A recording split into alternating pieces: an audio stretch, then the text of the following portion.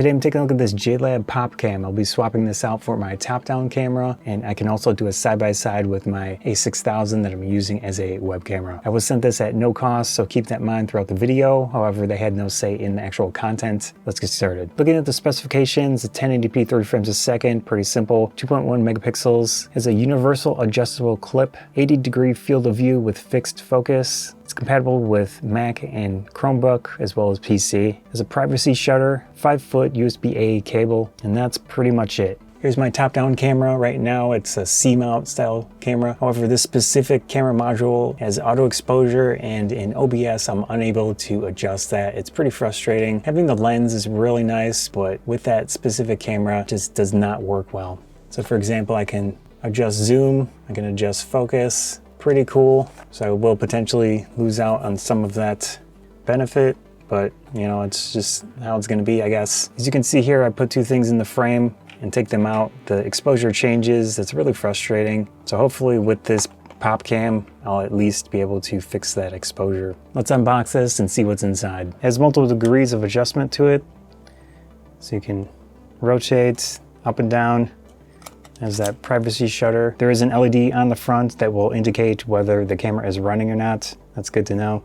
It does have that privacy shutter, but having an additional little bit of indication is nice. This is going to be super helpful to me personally, is that it has the tripod connection, the quarter 20. In the device list, I have multiple things. Obviously, I have the JLab Popcam on the bottom. It's nice that it has its own name instead of these generic webcams, so that's cool.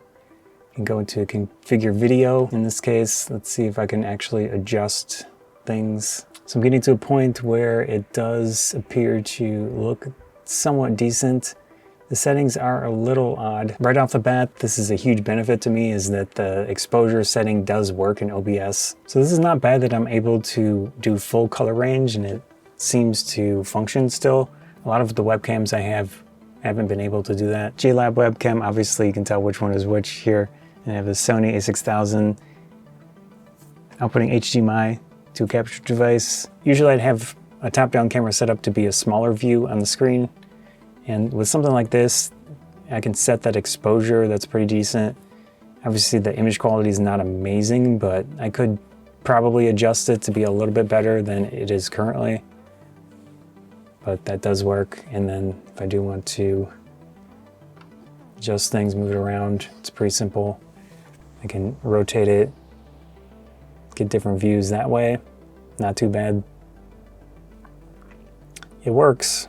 It works. Compared to a mirrorless camera with an APS-C sensor and a nice lens on it, that's not going to be nearly as good, but it could be functional enough depending on what you're trying to do with it. In my case, having additional cameras for different views of things is a nice benefit, and at the very least in OBS I'm able to set the exposure on this and it doesn't do auto exposure all the time, so that's good. Here's the full view from the JLab camera. Again, it's pretty difficult with the exposure and trying to adjust things perfectly. I do have a good amount of light in here, so it is still struggling with the exposure and trying to get a decent amount of quality out of it with those fixed settings.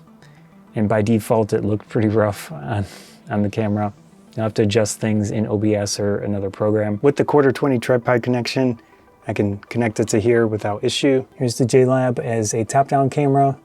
Has a good amount of adjustment to it now, depending on how I want to do things. It's obviously much wider, but I can adjust that in the settings of OBS. So at the very least, I lose a little bit of functionality, but I also gain a more consistent video experience with the top-down camera now. I can even build in more extension to this if I wanted to do that. Obviously it's fixed focus, so it's not going to be ideal, but at the very least you're going to have options, and having that built-in mount in here is very nice. I've been using this and it actually is probably going to work pretty nicely for the top-down camera. There are some considerations. Sometimes the settings won't save between restarting your computer and such, but you can find scripts that will basically reapply settings for basic standard webcams like this. And in general, that's kind of the way that you have to deal with a camera like this. But there are a fair amount of options. These were defaulted last I checked. You can adjust white balance, brightness, contrast, and then the main thing here is turning off the auto exposure. So if you turn on auto exposure, that's what happens in OBS with this webcam. But turning it off, it's not terrible.